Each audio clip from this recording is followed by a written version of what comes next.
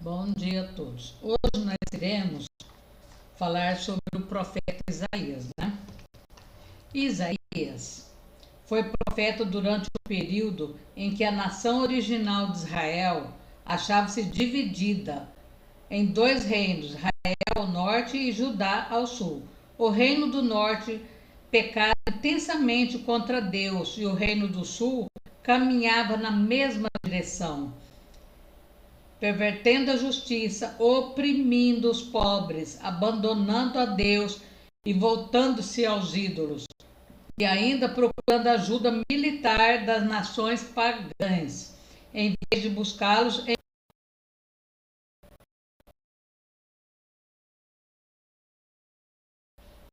Porém, sua mensagem era dirigida também ao reino do norte. Portanto, a palavra Israel refere-se às vezes a ambos os reinos. Isaías testemunhou a destruição e o cativeiro do Reino do Norte no ano 722 a.C. e seu ministério iniciou-se com a advertência desse reino, né? Então,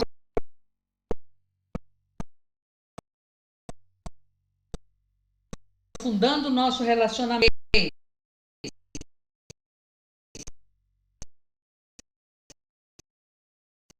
somos informados acerca do momento em que o profeta foi vocacionado a falar à nação como porta-voz de Deus. Esse chamado contém elementos que nos ajudam a entender alguns segredos para termos experiência com Deus, né? É a chave, né?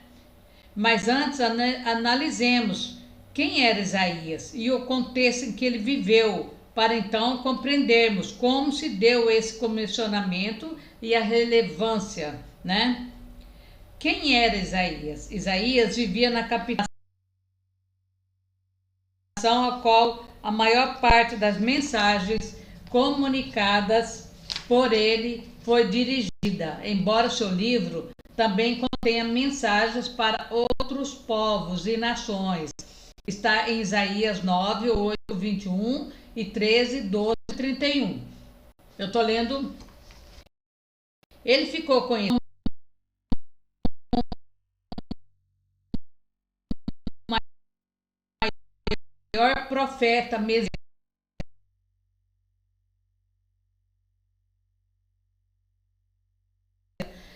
e revelações acerca do Messias, assuntos, né, prioritárias, especialmente no capítulo 42 e 53. Movido por essa esperança, Isaías apresentou uma visão profética muito clara do Messias, a sua geração, durante os 47 anos que durou o seu ministério. Deus enviava e envia ainda hoje profetas verdadeiros para auxiliar o seu povo, para falar com o seu povo, mesmo que eles não queiram ouvir. Isaías, ele foi um homem muito influente e provavelmente este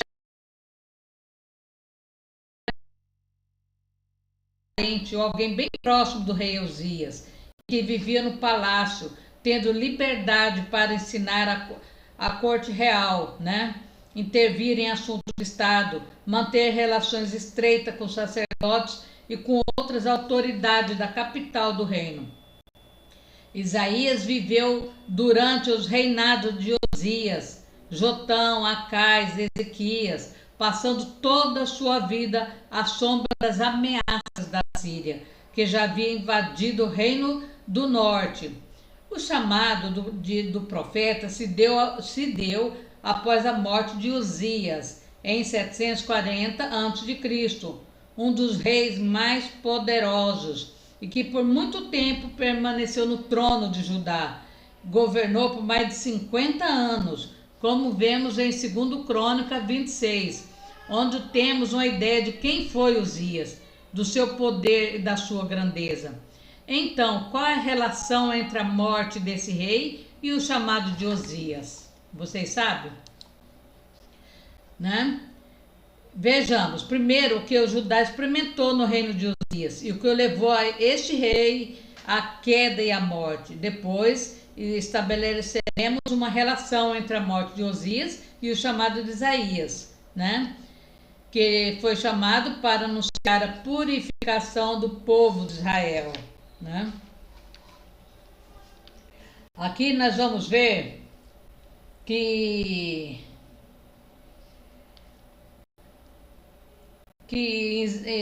na Bíblia está falando assim no versículo 1, 10. Isaías comparava os reis e o povo de Judá aos reis ao povo de Sodoma e Gomorra. Se o povo desejava ouvir o que Deus tinha a lhe dizer, deveria prestar atenção e estar dispostos a obedecer.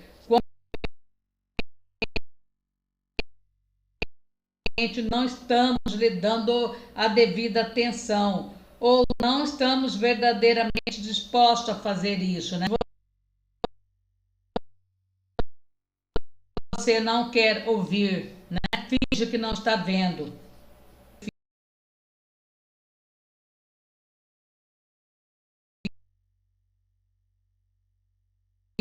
Não pretendia abolir um sistema que fora iniciado com Moisés. O que Deus fé e devoção. Os líderes estavam realizando cuidadosamente os sacrifícios e as ofertas tradicionais por ocasião das santas celebrações. Contudo, em seu coração continuava a serem fiéis a Deus. Os sacrifícios tinham a finalidade de ser o sinal exterior de sua fé no Todo-Poderoso. Porém, esse sinal tornara-se desprovido de qualquer sentido, porque a fé não existia. Não adianta você fazer jejum, não adianta você fazer sacrifício, se você não ter uma fé genuína com Deus, né? Orar de verdade. Tudo é em vão. Tá na Bíblia isso aqui, viu, gente? Então aqui fala, né? Não tinha fé nas rituais da sua religião do que Deus, a quem adorava. Porque procure examinar as suas práticas religiosas. Ela se origina da sua fé ou na fé de um Deus vivo. Será que você está seguindo a um Deus? As pessoas da igreja, né? Então, aqui Deus fala isso, né? E aí, o que nós vamos ler aqui na ascensão e a queda de Osias? Deus não se alegrava com o que eles andavam fazendo, nem com os rituais que eles faziam, porque não tinha sentido, né? Para Deus não tinha sentido, porque não era uma coisa feita do coração, né? Era só de boca para fora. Tanto que falou que eles pareciam Sodoma e Gomorra. Judá desfrutou de uma prosperidade incrível durante o reinado de Uzias, né? Por 50 anos. Ele foi maravilhosamente cuidado e ajudado pelo Senhor, tornando-se forte, enquanto teve disposição de servir ao Senhor e a cada povo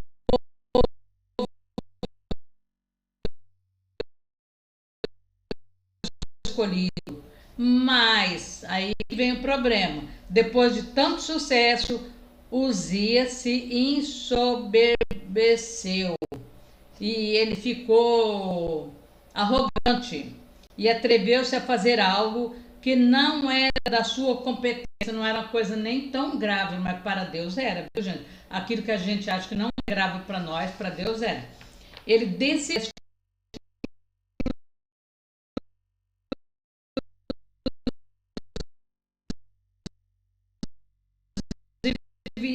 exclusiva competência dos sacerdotes. Os sacerdotes, eles eram ungidos para fazer isso, como vemos em 1 Crônica 6:49. Em outras palavras, o sucesso subiu a cabeça de Uzias. Isso nós estamos vendo no nosso dia, todo dia, né? Tem gente se achando semideus aqui na terra, que se esqueceu de que a bênção vinha de Deus.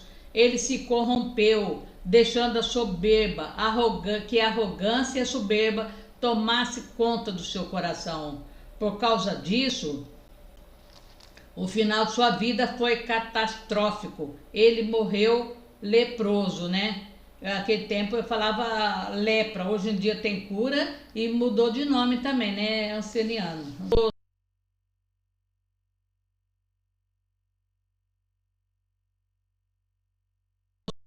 O seu reino está em 2 Crônica 21:1. No entanto, no versículo 16 e 21, vemos a razão do seu declínio espiritual.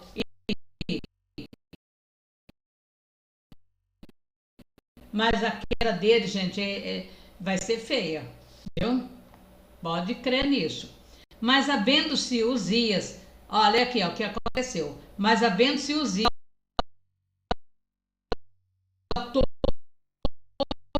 o seu coração até se corromper e transgrediu contra o Senhor seu Deus,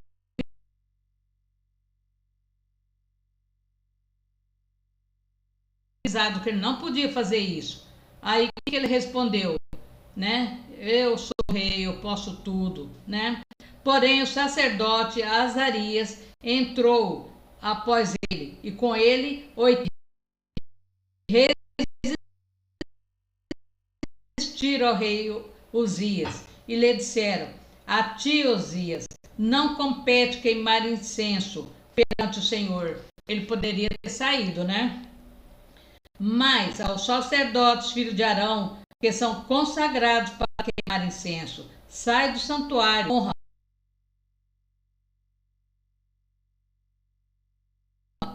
tua da parte do Senhor Deus. Então Uzias se indignou e tinha o incensário na sua mão para queimar incenso. Indignando-se, ele pôs contra o sacerdote, a lepra lhe saiu à testa perante o sacerdote na mesma hora, viu gente? Apareceu doença na casa do Senhor, ele junto ao altar do incenso. Então o sumo sacerdote Azarias olhou para ele como também todos os sacerdotes, e eis que já estava leproso na sua testa, e apressuradamente o lançaram fora, e até ele mesmo se deu pressa a sair, visto que o Senhor o ferira. Assim ficou leproso o rei Uzias até o dia da sua morte, e morreu com essa doença, numa casa separada, porque foi excluído da casa do Senhor, do seu palácio, de tudo, né? Então ele teve uma morte triste, não teve? Pela desobediência dele, viu gente? Se ele tivesse escutado e ele sabia que não podia, né? Mas ele, como era rei, ele achou que ele podia fazer tudo, né? Aí que tá o perigo da soberba. Então nós vamos parar aqui agora, mas nós vamos fazer uma oração de quebra de maldição, tá? Uma oração poderosa. Vocês vão falar o nome de vocês e nós vamos orar. Coloca a mão na cabeça ou no coração e com muita fé. Ore fervorosamente agora com as palavras a seguir, né? Então, é uma oração que foi feita pelo Ironis Pudari e Vera Casagrande. Eu vou falar meu nome, vocês falam os seus. Eu, Tereza, agora vocês repetem os seus. Coloco-me nesse momento na presença do Senhor Jesus. Seja lá como eu estiver, coloco-me agora na palma da mão de Deus.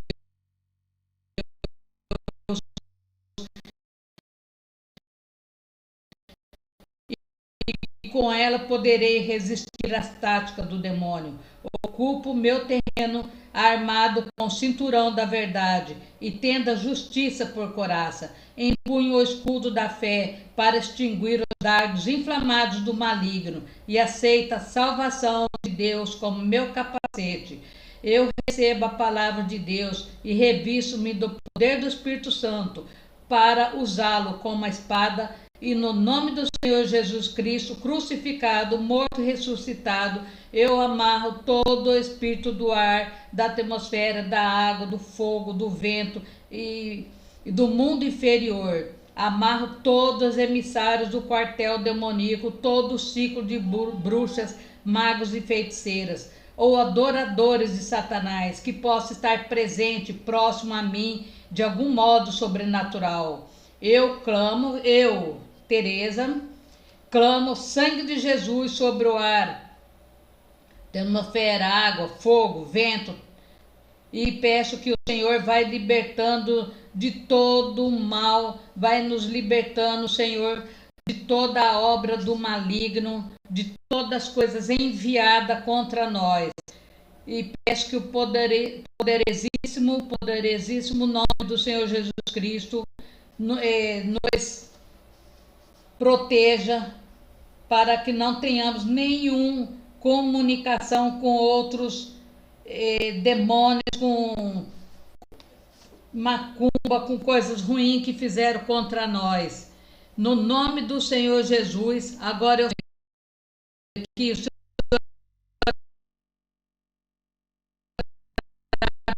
abençoe o nosso trabalho, abençoe as nossas escolas, os nossos estudos, a nossa saúde. Coloco meus familiares, o selo do nome de Jesus, a marca de Jesus, o selo do Senhor está também sobre a minha saúde, a minha família, meu trabalho e todos aqueles que estão nesse momento orando comigo. Proíbo no poder do nome de Jesus Cristo toda ação, tudo que possa prejudicar ou tirar vingança da minha família, toda maldição lançada contra mim até a 10ª geração. Eu peço a Ti que vai abençoando o nosso país, Senhor, que o Senhor derruba por terra, Senhor amado, todo o império da mentira, Senhor. Todo império da mentira caia por terra, Senhor amado.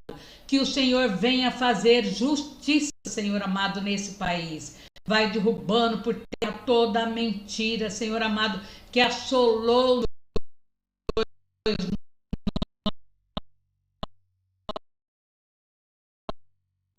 nosso agronegócio, Senhor. Abençoe aqueles que têm terra, coloca anjos nas terras deles, Senhor. Que o Senhor vai abençoando cada escola do nosso país, Senhor. Que o Senhor entra nos 3 poderes, Senhor amado. Eu peço a Ti, Senhor, que o Senhor coloca o seu exército dentro do Senado, Senhor. Que o Senhor coloca um anjo sentado em cada cadeira do Senado. Que o Senhor vai fazendo um grande mover na Câmara dos Deputados, no Supremo Tribunal da Justiça, Senhor amado. Que o Senhor vai fazendo um grande mover também, Senhor. Ó Deus soberano, nós podemos contar contigo apenas, Senhor, para nos ajudar, para nos dar livramento, Senhor amado, daqueles que maquinam mal dia e noite, Senhor. Aqueles que vivem querendo abrir covas, Senhor amado, para derrubar as pessoas, Senhor. Que os anjos do Senhor os persigam, Senhor amado.